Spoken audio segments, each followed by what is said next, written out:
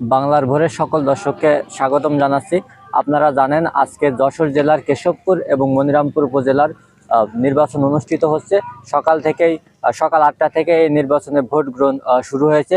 আমরা কেশবপুর এবং মনিরামপুরের বিভিন্ন ভোট কেন্দ্র ঘুরে দেখেছি যে সকালবেলা কিন্তু ভোটার উপস্থিতি কম ছিল।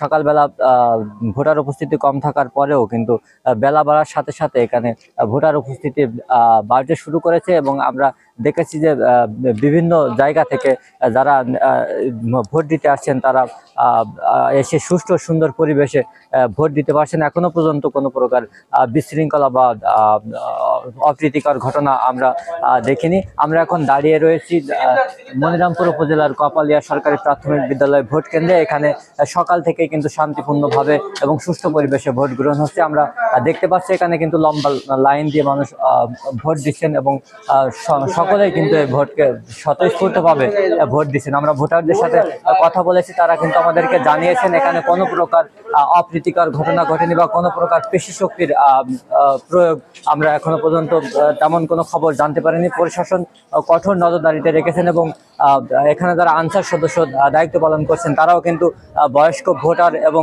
যারা আসলে এখানে ভোট দিতে আসেন প্রতিবন্ধী তাদেরকে বিভিন্নভাবে সাহায্য সহযোগিতা করছেন।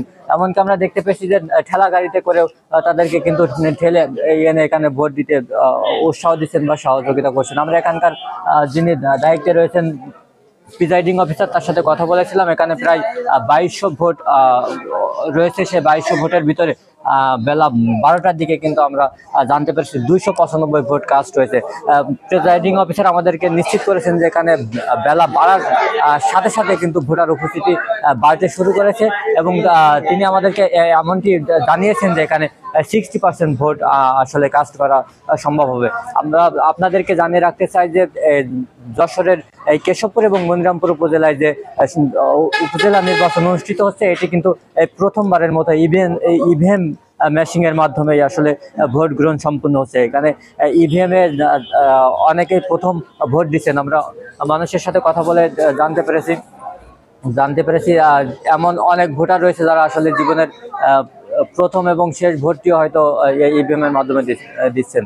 তো দর্শক, এই ছিল সর্বশেষ উপজেলা নির্বাচনের পরিস্থিতি। আমরা পরবর্তীতে আবার আপনাদেরকে তথ্য দেওয়ার চেষ্টা করব। সে পর্যন্ত সকলেই ভালো থাকুন। সবাইকে ধন্যবাদ।